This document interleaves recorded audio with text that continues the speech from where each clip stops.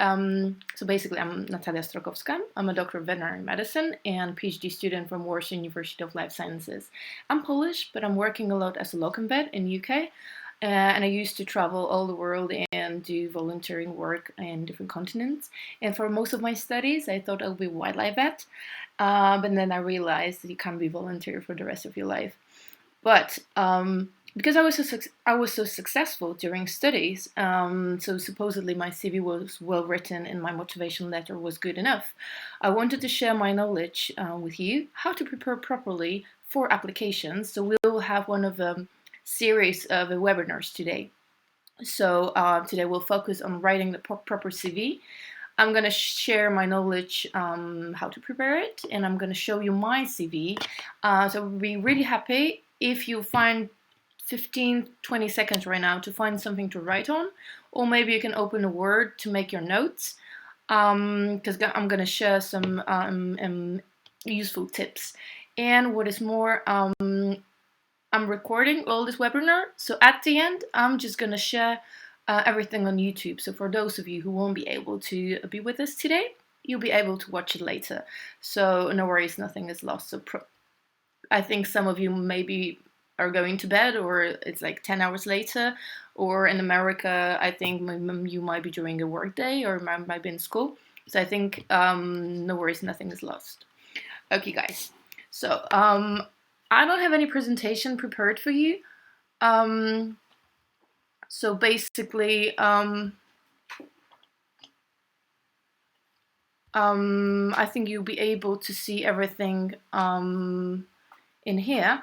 I'll just ask my boyfriend for one more thing. Could you write me if you see me well on the screen in here?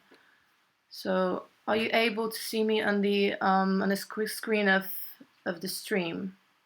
Do you see this? Do you see my screen? Anybody?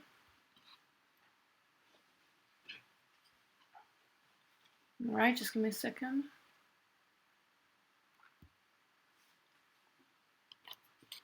Oh yeah, awesome, cool, good. All right, well done. Okay, here we go. So let's focus on the most important part. Cool. I'm really happy to see there's some people with us. Nice. Okay. So basically, I'm gonna make some notes for you guys. Well done. First of all, I'll be asking some questions, so I'll be happy if you can answer me anytime on the chat. So I would like to make it a little bit more interactive. So, and I have some tips and exercises to do. First of all, do you know how long the CV for a vet student or a vet should be maximum? How long?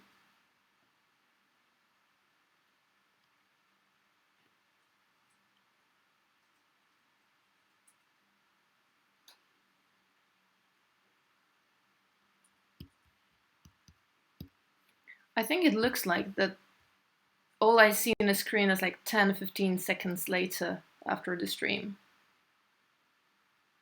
supposedly.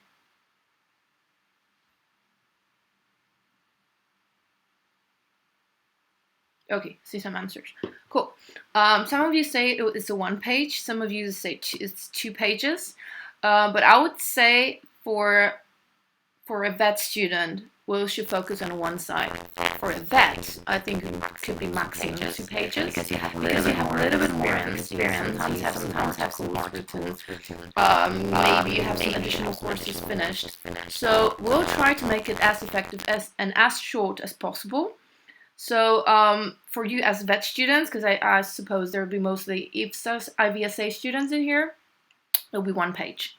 So question number 2, do you know how long a recruiter has, or a person who's getting through your CV has approximately to review your CV for each applicant, for example, applying for volunteering or for a job or for externship? How long do they have? Any ideas?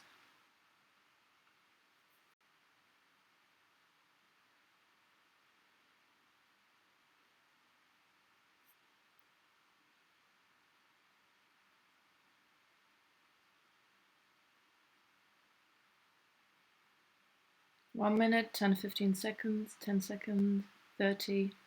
Yeah, you're right. I think it's even less than 10 seconds. So approximately they have 5 to 8 seconds. So imagine if you, for example, dream about applying for wildlife volunteering in Africa, or you would like to start extramural placement in one of the good universities in the clinics, they'll have the last 10 seconds. Imagine there'll be 30, 50, sometimes 100 people applying for the same place. So it's not even a minute. I have a cool link for you. Check this out. What recruiters look at during the 6 seconds they spend on your resume. I'll be really happy. I won't gonna get through all this link in here. If you go to businessinsider.com, and that's the page. I'll be really happy if you get through. Guys, if you look at this scheme, imagine, okay, this is a 2-page CV, so we got a 2 pages in here. If they have 6 seconds, and this is a computer visualization, so that's made by a program, which was scanning the eyes of the recruiters in the places when they focus for more than a second or 2 seconds, the red points. So basically, it's not a lot. Look at the red dots in here. So the first part, any ideas? What is the first part where the red dots are? Just at the beginning of your CV. What should be there?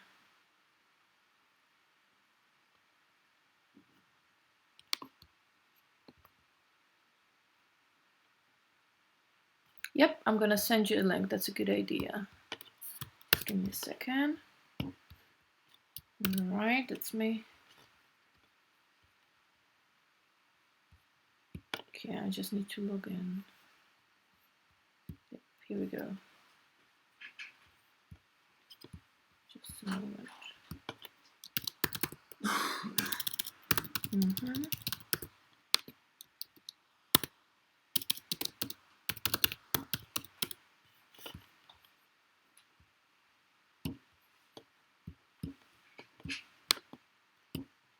Can't log in here.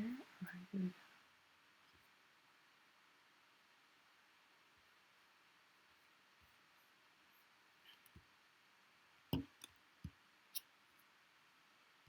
Alright, that's the link I'm gonna send you. Okay, here we go.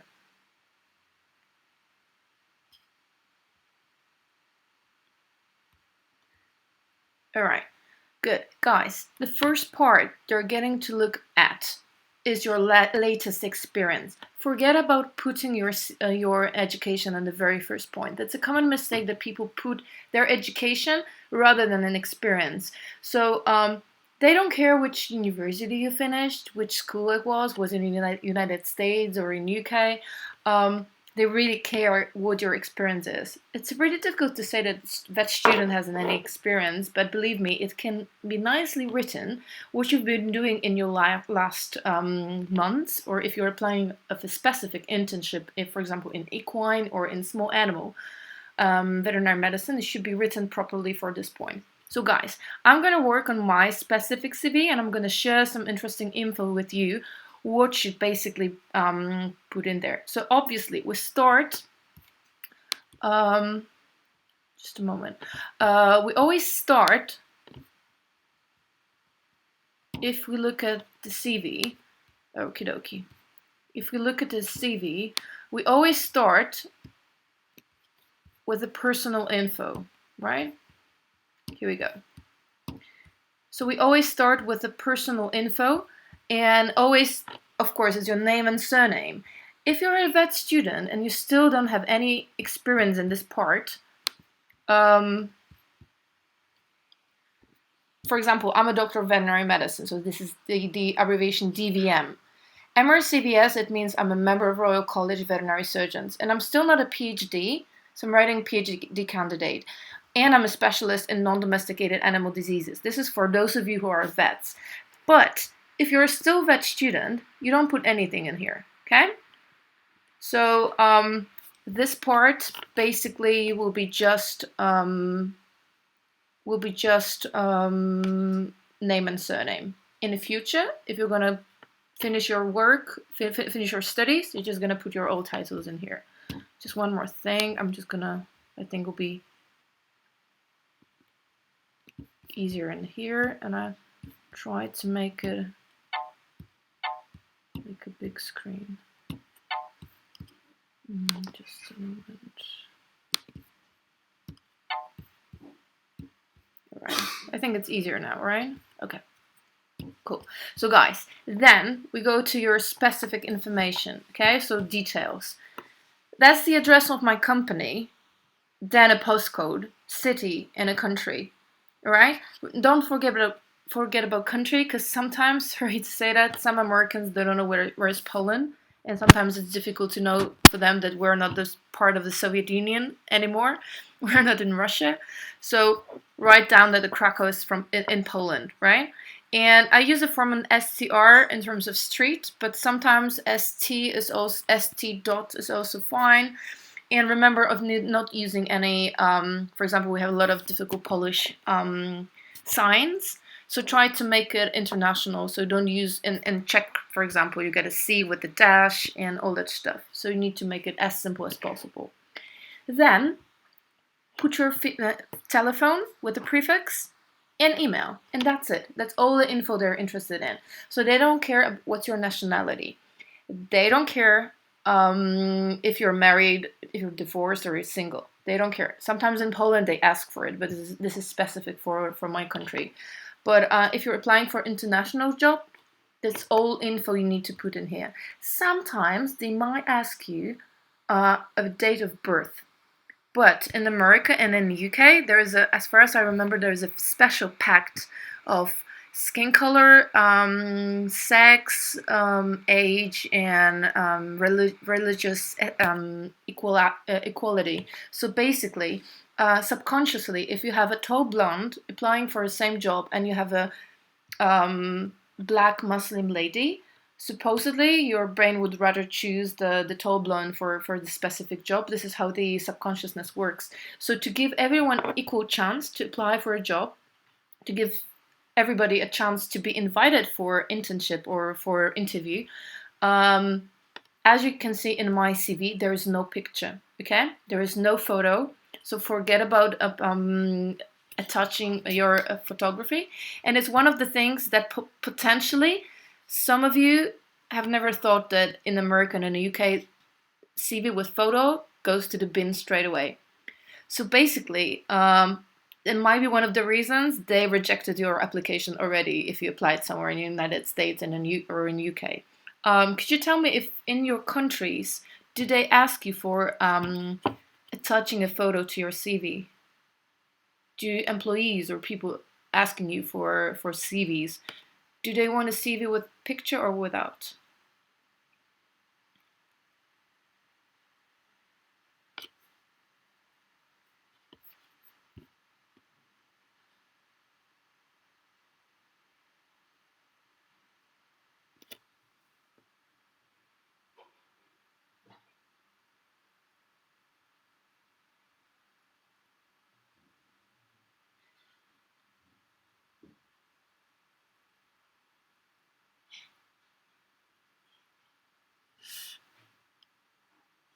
Anyone there?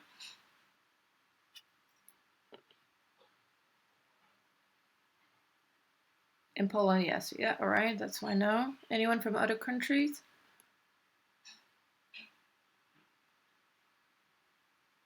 Poland pictures, of course.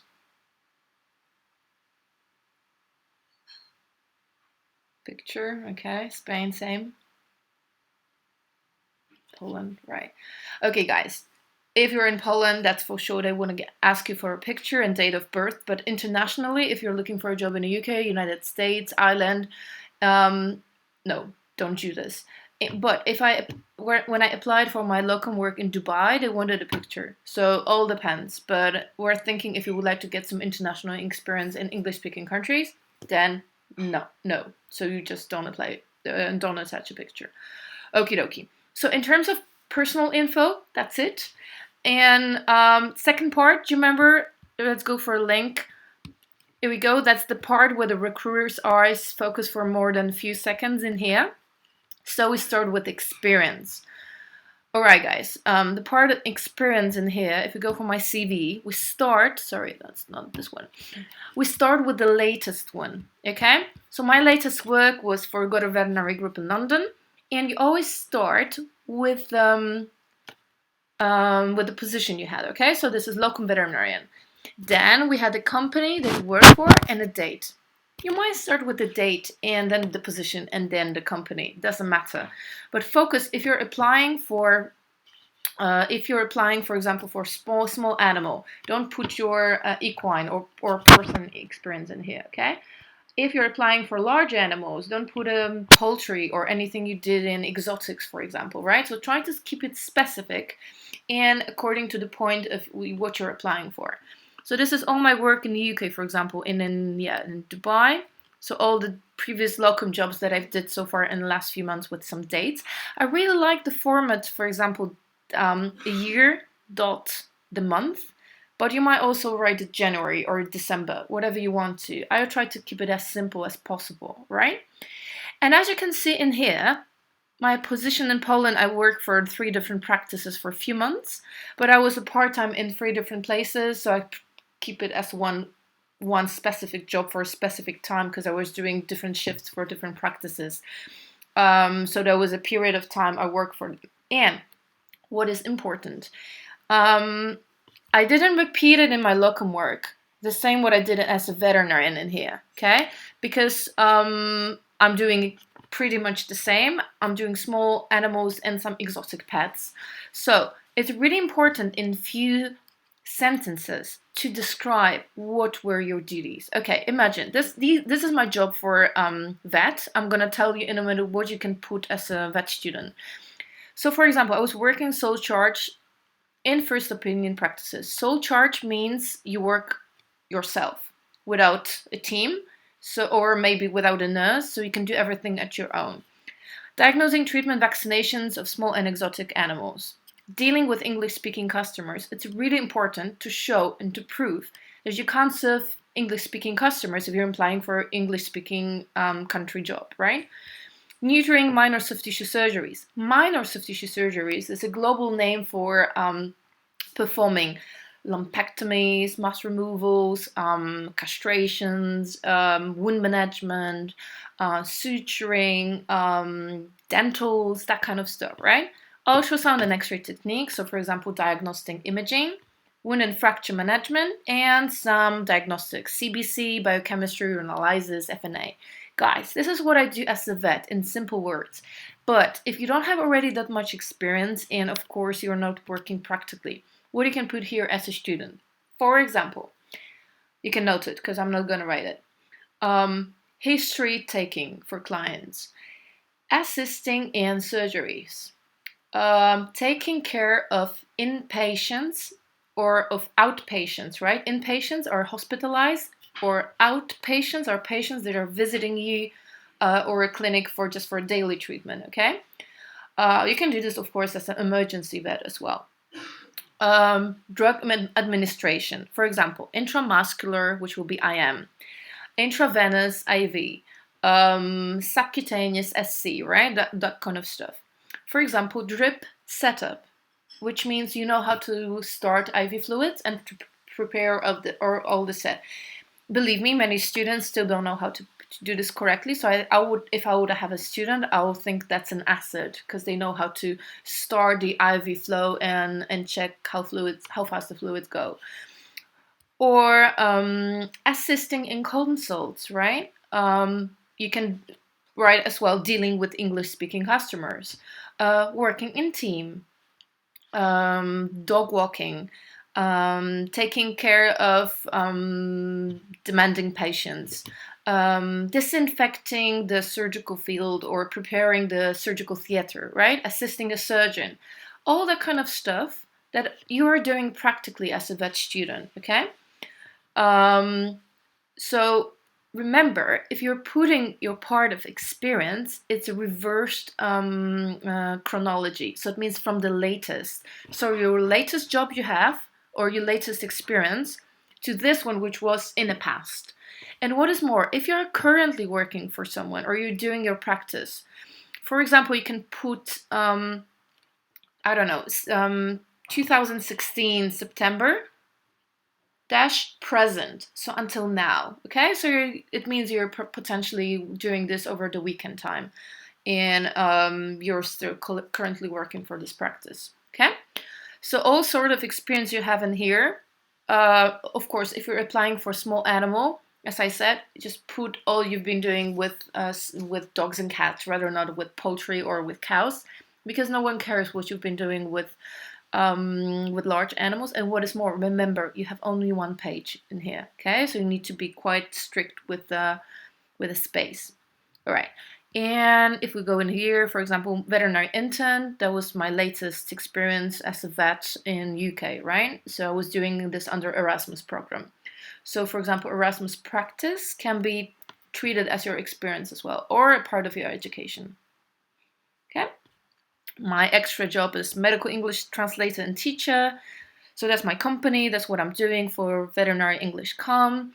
And I'm doing some medical translations as a vet in conferences, and I'm translating some papers and articles and materials made by WSAVA, all sort of that stuff. And product manager assistant, I'll put it in here because for all my studies and practically until now, I have some extra jobs working for different fairs with pharmaceuticals. So it means I know B2B and B2C. And these two abbreviations are quite important because B2B means business to business and B2C means business to customers, which means you know the language in dealing with customers, which will be a client, but you know the specific language in speaking in the environment of vets. So, for example, you know how to deal with medical representatives, or you know how to deal with other vets, or with some technical terminology. So these is B2B, so business to business. So people who are equal in the same sort of work. Okay, here you go. That's the part one, and now we're going to the part of education. Okay, that's here we are. Okay, I'll try to make it a bit bigger. Okay, so it's a bit better. All right.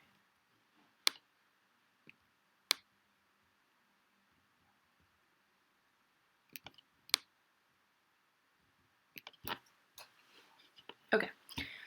So if we are in the part of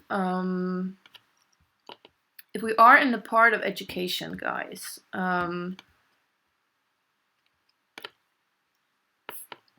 first, as I always said, that's a reversed chronology. So I graduated as a vet in January 2014. Okay, but it started 2008 in October. So potentially, that's why I put it here as the as the last, because I already finished other studies and I'm currently doing my PhD. So Warsaw University of Life Sciences, that's the name of my university. And please be so kind and check properly how your university sounds in English, because this title needs to be correct. And obviously you're studying at the Faculty of Veterinary Medicine. And I'm putting here the title awarded Doctor of Veterinary Medicine, right? So you still don't have a title, so just put Faculty of Veterinary Medicine and put in here your selected time of graduation, all right? So potentially, if you started in 2014 plus almost 6 years, so you're gonna finish, I don't know, January or February 2020. So you just need to put it in here, the proper date of graduation, right? Name of university and the faculty. In the meanwhile, I finished my postgraduate studies in non-domesticated animal diseases, so it's above because I already graduated in September last year.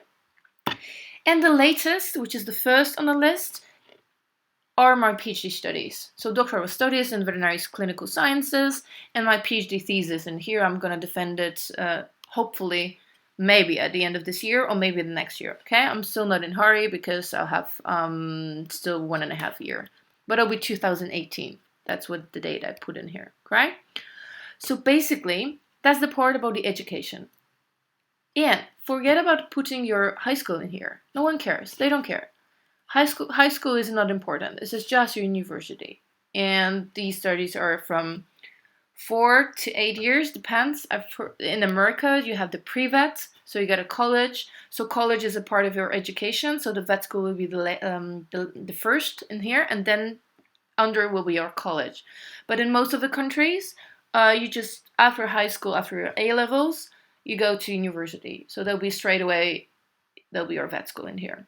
Okay, so that's the part about the education. It's quite important if you put it correctly in here. So I think will be just this one, just the last. Okay, in your place. I know some of you potentially did some other studies. I know people who studied biology or biotechnology and they did, for example, their bachelor's, sometimes master's. For example, in animal sciences, my colleague who's a vet, she finished animal sciences, so she's the master of animal sciences. So that's of course a part of your education, and that needs to be written in here. Okay, guys. The next part, if you have any achievements, I think it's nice to mention it here. Okay. When I was a student, I had I had so many because I was really proud of my achievements and all I did for like scientific achievements, and that's the good place to be a little bit boastful of yourself, just to put apart what you did and what you would like to share. For example, me as a vet, I was a speaker in World Vet Congress twice and TEDx Warsaw. But I can only put, if you have any awards, for example, in here, that'll be good. For example, if you have a scholarship given by dean or rector, that's a good point to state it in here. If you, for example, won a prize in international student competition, or you got an IVSA grant, right? Each year when I was a vet student, I was winning some prizes on student fairs or student conferences. That's a good place. And you always put a proper name of the conference, then the date and the place, and the title of your poster or a presentation. That's the place for achievements. Okay. And what is more, if I were a student, I wouldn't put in here the conferences I just attended, because the thing is, everything is about money. So no one cares if you've been on 20 conferences and someone was only on 2. Because the thing is, CPD, which is continuous professional development, it might go under professional training. It would rather be not your achievement if you attended to the conference and you were not actively presenting something, if you know what I mean, okay? Because it's easy to buy a ticket and go somewhere and attend a conference, but it's more difficult to be accepted and present something, okay? So I don't think so anyone cares about the list of conferences you've been, and as I said, they have 6 to 10 seconds, so no one will be getting through them, okay? So as I said, if you have something important to share in here, write it down. Okay, if not, you don't have to write anything in here, okay? For example, you might add a part articles or selected achievements in articles or articles. Then you can put the title of the article if you wrote something, because I think it's a quite big thing just to be published somewhere, okay? All right, then the part skills. Guys, that's the part I'm gonna ask you for in here. Let me check. All right, guys. That's the part I just need to cover it for a second. Okay. Part skills. Guys, tell me, what do you think the employer is looking in new graduates? Don't look at mine because it won't be this what you're looking for.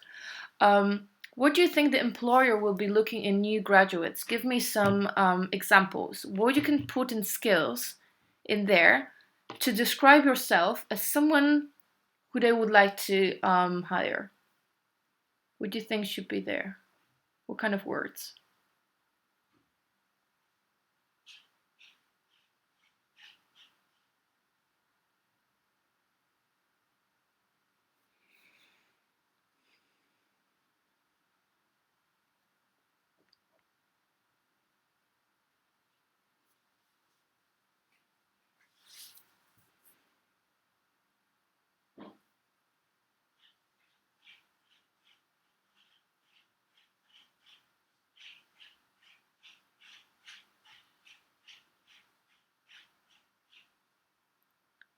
Okay, driving license.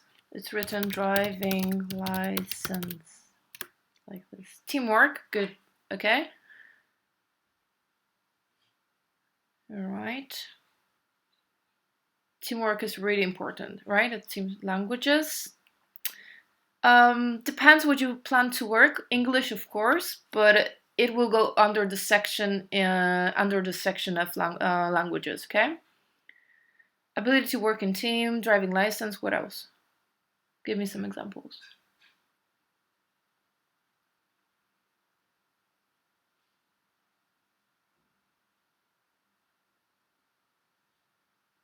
Anything more? Communicative or communication skills, right?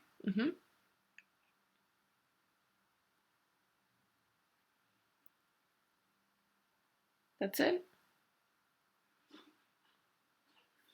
Okay, guys, what do they look for in new graduates or in vet students? Will be definitely positive attitude to work. I would say it's number one. And don't lose your ability. Even though if you don't know how to answer a question, you need to stay positive and you need to know the sources where to look for example, to find an answer in a proper book or to find an answer and you know who to ask for. Okay, so positive attitude to work. Communication skills. You can describe yourself right. Either you are communicative or under your skills, communication skills, right? So depends. Um, they look for people who are flexible.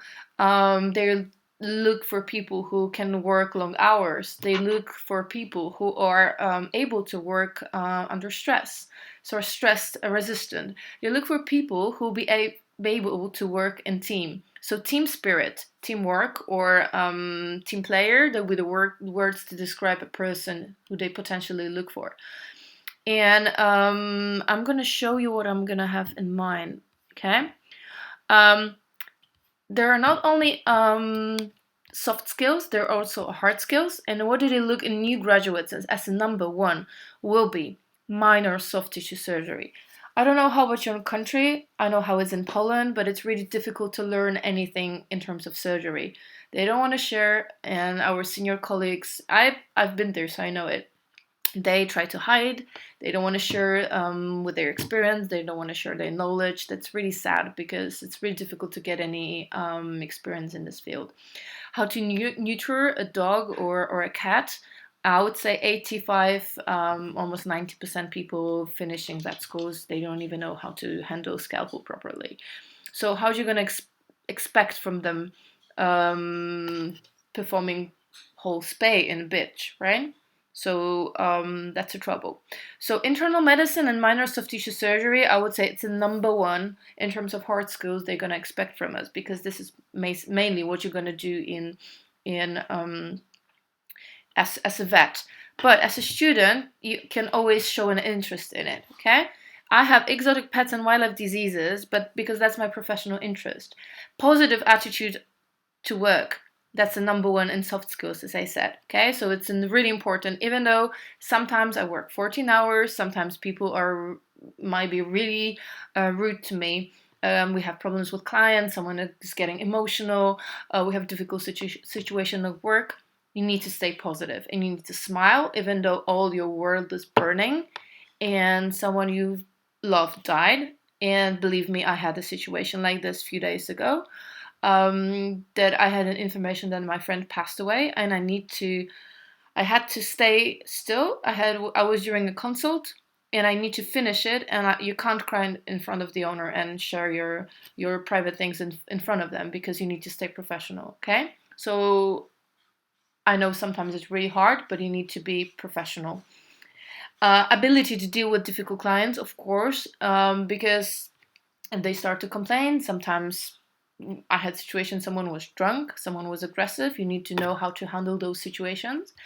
Business orientation is a kind of skill that tells you know how to make money for your employer. Okay? So what happens many times, especially in young ladies who are finishing vet school, that you don't charge some of the clients because they don't have money. Or they'll tell, oh, I'm going to pay you next month when I have my salary. You can't do stuff like this, okay? So you need to know how to charge properly, how to charge in a program, how to prepare the approximate cost of the procedures done, and how to give an estimate for a client, and how to deal with money, okay?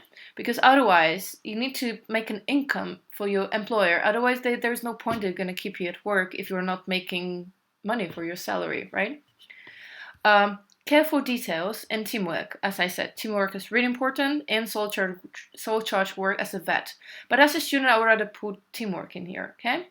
Resistant to stress and full driving license. Many jobs, especially mixed practices or large animal jobs, they expect you to have full driving license. Or if you're a locum, you need to use a company's car. You need to move from one branch to the other. It's really important, okay?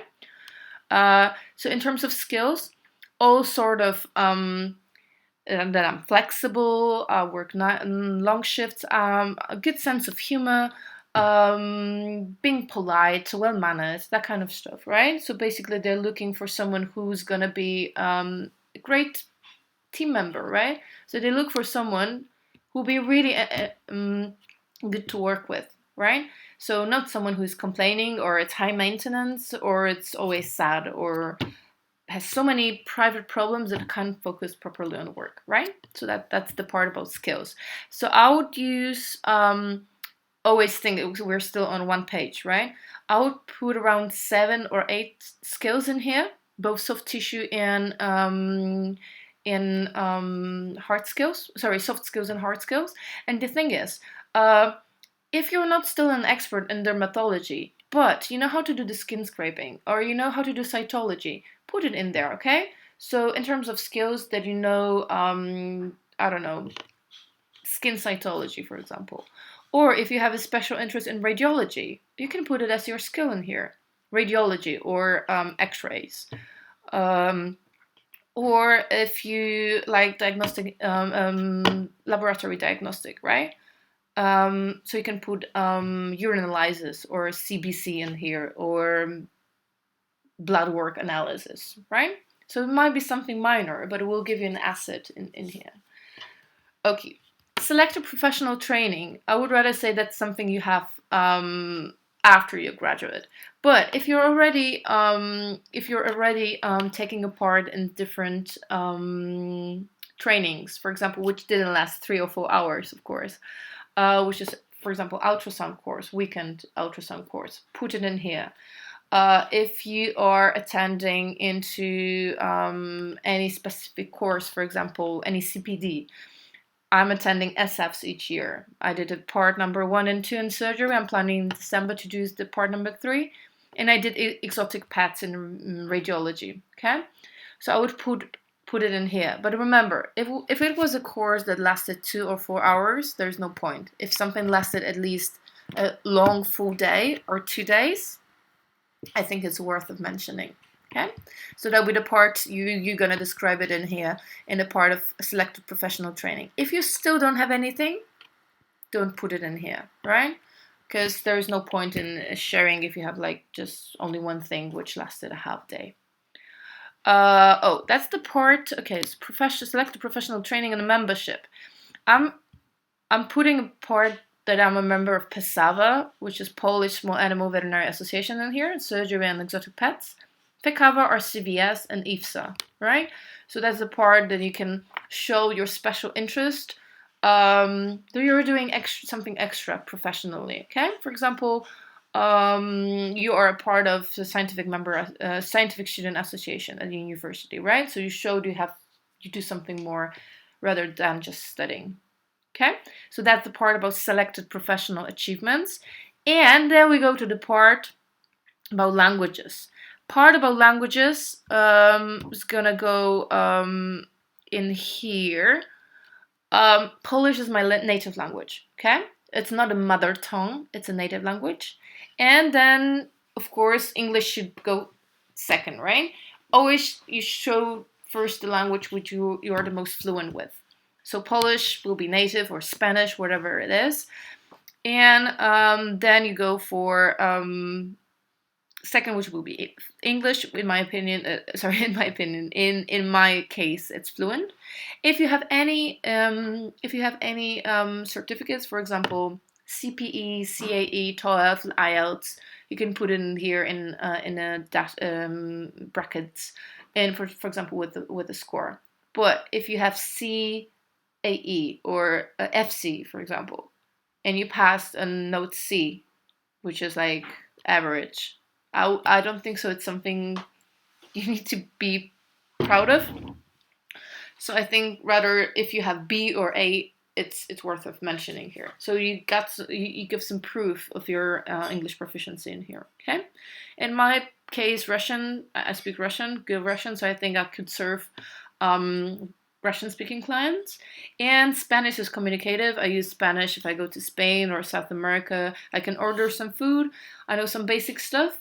But interestingly, when I was in San Francisco during my 4th year of vet school, there was a lot of people in California who were Latinos and mostly from Mexico. And I was asked to translate a simple consult because the lady she was not speaking English at all. And I'll tell you, I managed after like 8 weeks of intensive course, which was pretty funny. But that was the only situation when I professionally used Spanish at work. And if I meet some nice locums in UK, I have a friend who's Jose, and there was Mateo. So basically, if I meet some nice Spanish guys working in London, I'm chatting with them in Spanish, just to practice it a bit, because otherwise I have no contact with Spanish language, which is really beautiful for me and really romantic. So it's always nice just to speak with them Spanish, which is quite cute. All right, and of course, Spanish guys are really nice. So to sum up, we have the last part left in here. Okay, after part of languages, let's come back to the Business Insider. All right. So we got through the experience and personal info in here, right? We got through the this part. Okay. And we got in here, which that's the page number 2, right? But imagine this part and this part is 1. So they focus on your experience, and it's a little bit about the education, then your skills, and that at the end. Remember, what was the last part, guys? What was the last part?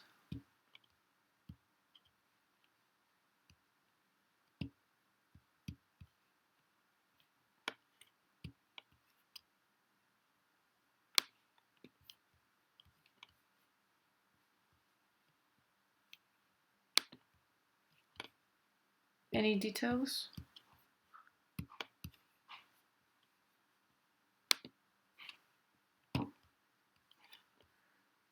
To see.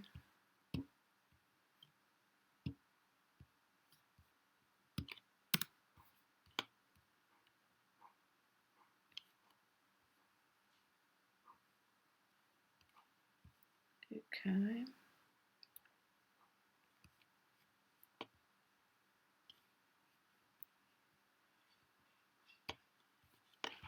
All right. I think I have some problems in here. Okay, options. Okay. The last part is about just a moment. Okay. The last part is about your hobbies. Okay. So last part of our chat is gonna focus on the part hobbies. Please, in this part, I'm gonna tell you why it's so crucial and why it's so important. In this part, you need to share what's your personal interest. Okay, so forget about the professional stuff, like your interest is internal medicine or emergency, or soft tissue surgery, right? And this part, it's really crucial to share what you do in your free time. Of course, some of you might say, I don't have a free time and I have nothing to do besides vet school, right? Because I simply don't have free time, as many vet students, right? Please share with me. You can write it in the chat on the right-hand side. Share with me what's your personal interest, but forget about movies, forget about music, forget about traveling, and forget about books. And I'll tell you how difficult it is to find something besides those. And I'm going to tell you why in a minute. It's so important not to use those, okay? Why the recruiters or person who's getting through your experience is focusing on this part for quite a while, as you can see here, right? It's quite red in here. I would say it's equally red as the first part. Why it's important. Okay, you can share in the chat part here on the right.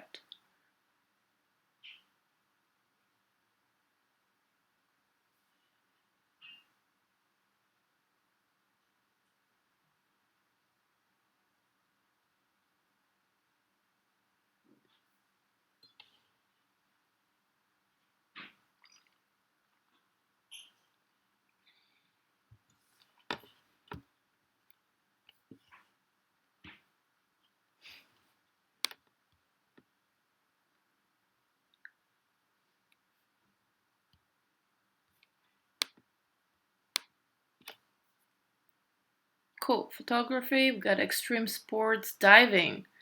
Oh, I like you already. I like diving so much as well. Okay. I did my diving license in Cuba, and then I was diving Thailand, Brazil. It's really cool. I have this in my part of CV as well. Sailing, cool. Sport. Okay, what kind of sport? I told you not to use a sport in here.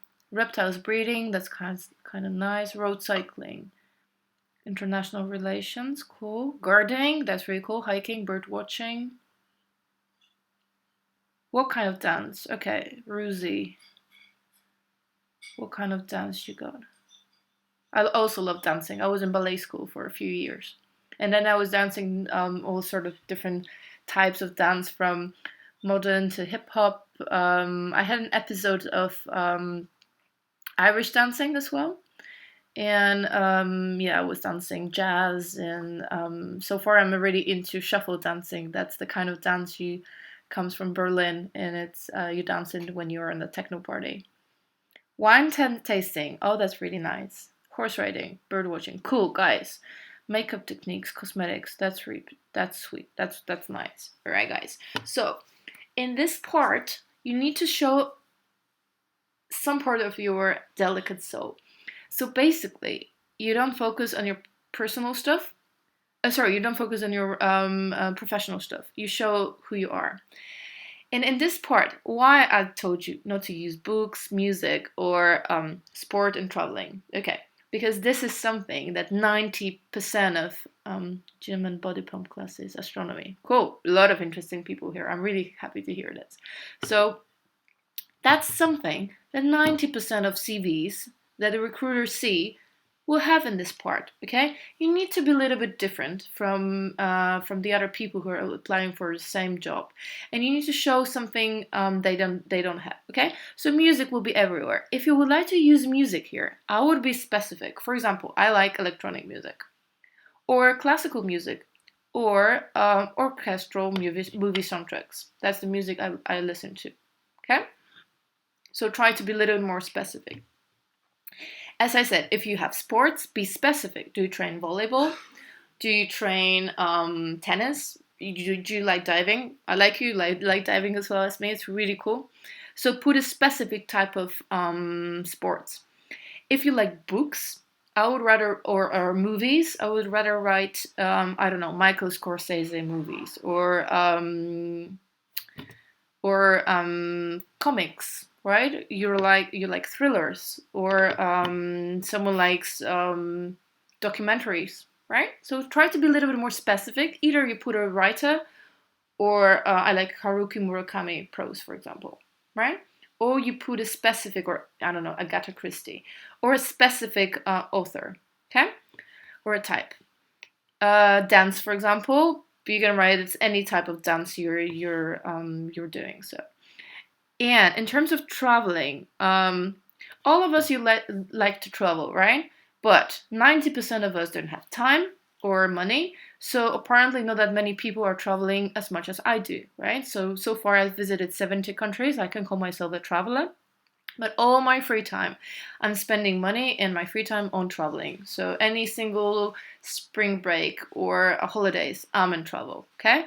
So I just came back from Portugal, and soon I'm going to Finland and Italy in March and April.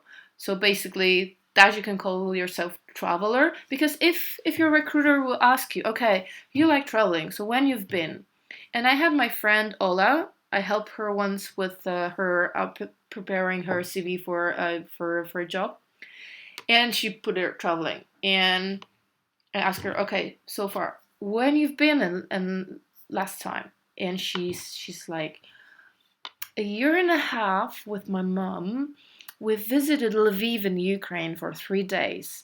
And I said, okay, so far in last few months, I visited 4 new countries, and I was 5 weeks in, 6 new countries, and I was 5 weeks in South America. And she's like, okay, fine, sorry. And said, listen, don't worry, I can call myself a traveler. You don't have a free time, and you never ask for your holidays. That's your problem. And if you don't have money for traveling, don't call yourself a traveler. Because all of us would like to do this because we read Traveler, National Geographic, and we finish up being really depressed because we don't do whatever we want to. So, but I said, okay, don't worry. But she lives in Krakow. She's a vet. But don't worry. It's like every second week in the summer, you are in mountains, in Tatra Mountains. Write down that you are doing Tatra Mountain hiking or Tatra Mountain backpacking. It sounds so cool. And she's like, okay, that's a good idea, right? She loves cooking. If you like bakery, if you like cooking, you can write down, for example, specific cuisine you like Italian cuisine or Spanish cuisine. You know how to do good paella or tortilla, right? So that sort of stuff. That makes it a little bit more interesting. Any specific sports that you have in here, it's a great idea. And there is a nice proverb I've heard once. If you would like to be successful and fulfilled in your life, you need to have a passion. I mean, 3 passions. One passion needs to be your work and will give you money. Okay? In my opinion, in this part will be veterinary medicine and medical translation. So one passion that will bring you money and personal fulfillment. Second passion, which will keep you fit and in good condition. And third, which will help you to be successful and creative. So the last one will be arts, fine arts, right? Music, dance, painting, or sculpture, whatever it is. Anything which is related to keeping yourself creative. If you have these 3 things, you'll be successful, right? So try to keep it simple, but not something like high maintenance. Although I do some pole dancing, I wouldn't put it into my CV because sometimes it might be thought it's politically incorrect. Of course, in the UK, in the United States, no one cares. Whereas, for example, in Poland, still pole dancing is something they might think, okay, it comes from a strip club, for example. But for me, it's a sport, and it's a really difficult sport, right? So try to make it simple. And in this part, the same colleague of mine, she said, listen, one of my colleagues, she got a job for my employer, the previous employee of that lady. She got a job because in her CV, in the last part of Hobbies, she had written knitting. Okay, so knitting is when you make these the tiny crosses in a piece of material, right, or flowers. She had knitting there, and because of that, she got an interview and she got a job because it was the only thing that was different from like 30 other CVs that they sent for the same position. Okay, so that's the point. That's why you need to keep it a little bit more interesting than the other people, because no one knows. Maybe your employer is a diver, or maybe they like to cook. So you need to make yourself nicer and let them like you. That's the only thing. But believe me, it's a really crucial part. So let's check what do I have there. Okay, backpacking. All right. CrossFit, yoga, squash, diving, dance, coffee, and social media. Right? I'm a big coffee fan. I believe veterinary medicine doesn't exist without coffee, and always you need to have someone at your work who does a good coffee. So I believe me, they ask for it on the interviews when I have some interviews for works. So make yourself more humane. Okay. Smart knitting and manual skills. Oh yeah, good idea. Right. So we got through this part. Guys, strongly recommend you going on LinkedIn. LinkedIn.com, right? That's sort of professional Facebook. And in there, you can post, sort of professional CV, which will be like your professional Facebook. You can go there, you can check what I have there. It's basically the same what I have in my CV. You can share some of your articles. Whoops. One more time. You can share your articles, you can share your experiences in there. You can share your jobs, you can share professional interests you have in here. So, and you can put a link to your LinkedIn to your email. So potentially I'm getting a lot of offers from there. And potentially your employer is gonna check it straight away. You don't even have to send them link, right? So then there is experience and there's an education and there's a volunteering and actions which you've been doing. You can check more. There are some recommended skills. So your friends from your chain of contacts might confirm you know something or you don't. You can get some recommendations from your clients or from people who you know. There are some achievements and certificates potentially you got in the past. Publications, languages, some additional rewards you got, organizations you're supporting, and the groups, professional groups. Who do you observe, right? So you can stay in touch with people from the same field. There are a few groups with professional interest in veterinary medicine. I think it's quite useful. So with the CV, your LinkedIn might go together. I think it's quite useful in this part. The last part is don't write your CV just in Doc, right? Or just in a program that helps you to edit a text. Try to make it a little bit more interesting. As you can see, mine is really simple, but you can see some colors there. You can see some graphics. You can see some bolds, some italics. Try to make it a little bit more interesting than the other. Okay. Does DVM use LinkedIn? Yep, I got some offers from locum agencies, and I was found by 2 of them and offered some job in from one vet practice in America. So I wouldn't say it's extremely popular, but because I'm also entrepreneur and I'm doing some business with social media and new technologies, I find it's quite useful. But some of the vets and professors, I find them on LinkedIn as well.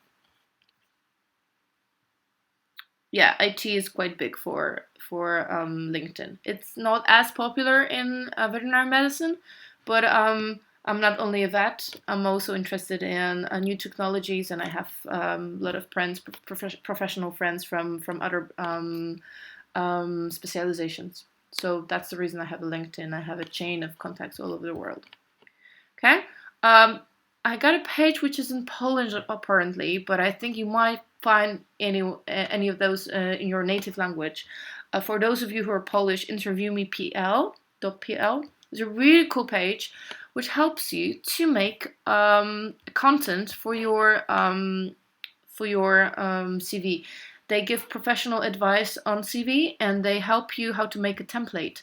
So basically, it's not very expensive, but I think it's absolutely worth it. Look at this. It looks much more interesting. Of course, this is with picture. but it looks much more interesting rather than just a CV written in text editor. Okay, so there are plenty of different forms. It's not expensive at all, and I think it's worth applying. And I think they even have some free templates, so you can check this out. And if you don't understand Polish, just simply Google any editors in your native language or in your country. That has to be something for sure. Okay. Basically, if they're gonna receive a CV that looks like this, I would rather choose it from 30 other CVs that look graphically the same. Okay, so I think it's quite worth it. Okie dokes.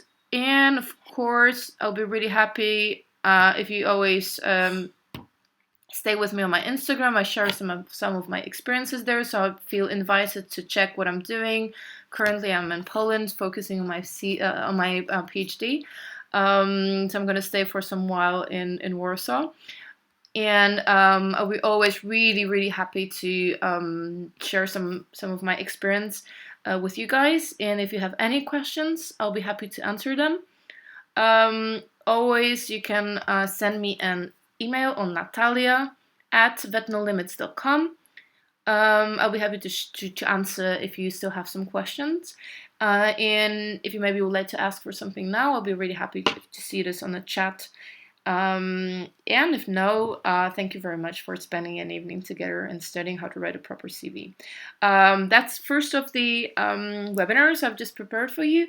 Next, we're just going to focus on the proper motivation letter and making your application successful. How to write proper email, because it's not only about the CV, right? But I think it's about other topic we need to focus on, how to use the words properly. And of course, remember, always ask a native speaker or someone who's doing this professionally, for example, on this website that I recommended to you, to check for spelling mistakes or for grammar mistakes, okay? I'm not a native, I'm also using different tools, but I'm always really strict. If you write care for details, you need to check correctly. If there's no mistakes, everything is written properly, because they're gonna just throw it to the bin straight away if they see you didn't put in enough effort to write it properly. Okay, see some question in here. Is it easier to get a job on contract of employment or a contract when you have your own company, and how it looks like in other country? Basically, in most of the cases they look for people who are like a full-time worker, so they would like to hire them as a full-time or maybe part-time, but like a job contract. And even though I'm self-employed in Poland, no one cares about it in UK, because I have an umbrella company which helps me to deal with all the taxes and with some paperwork for my employers. So what do you mean how it looks like in the other country? Which country? What do you mean? Contract of employment or contract when you have your own company? I don't think so anyone cares if I'm self-employed. They rather prefer to have like a direct contract through the umbrella company who deals with all the paperwork. I think it's easier for them in UK. I don't know how it looks like in the United States, because I was just volunteering there. So I don't know. Any more questions, guys?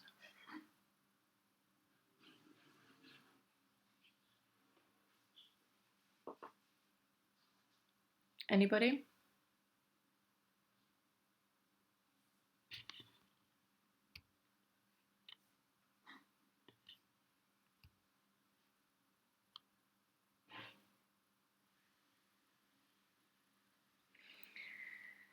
Don't remember if you mentioned this. Is it useful to put LinkedIn link in CV, or should I just expect employer to search for it by himself? For example, UK.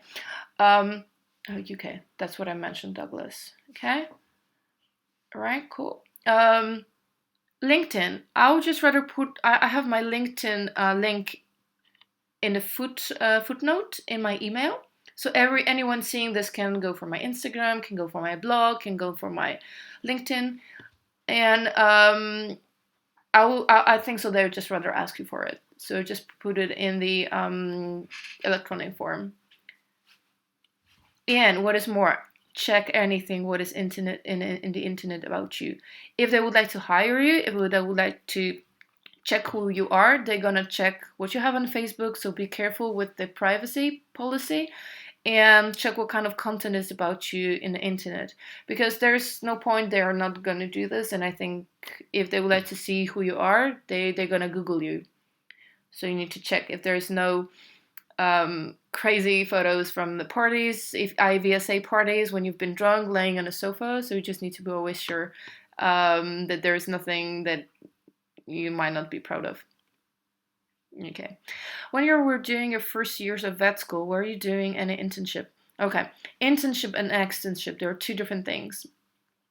Internship is when you graduate, and it's mostly rotating internship, or just any, I don't know, oncological or surgical internship, and it's an entry to residency. So we don't do internships when you are in vet school. You do externship, or you do extramural placement. In the first and in the second year, I haven't done anything because I didn't have any knowledge. Maybe you're better than I am, but I called myself, I didn't have any knowledge in clinical sciences, and I didn't want to go to practice just to swipe floors and walk dogs, because this is what they're gonna give you to do. And that was, I told myself I need to know something before starting doing some externships. So my first one I did during the third year.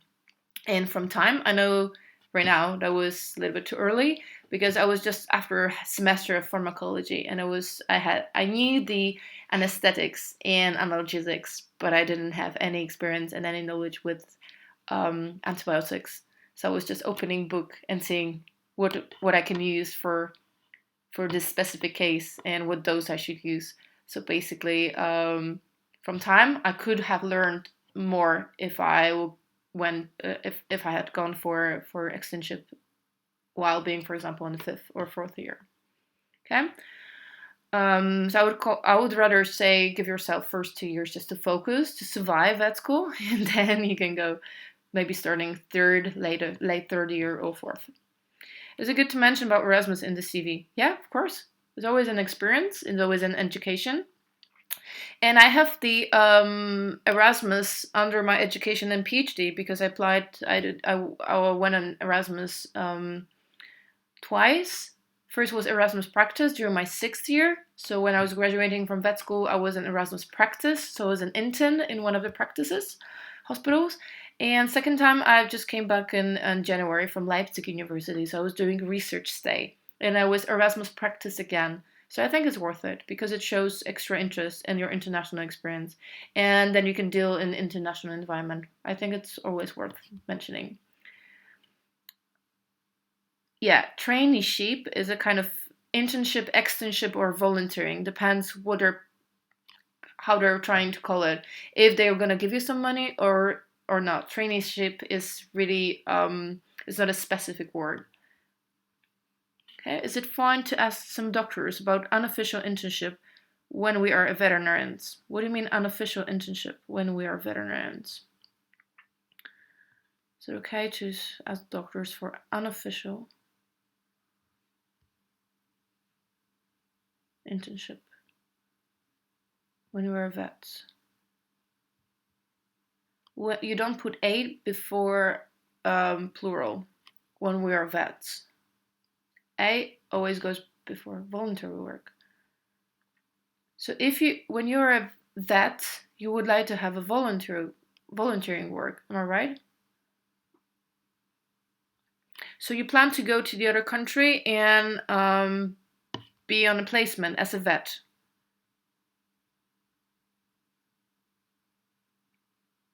Yep.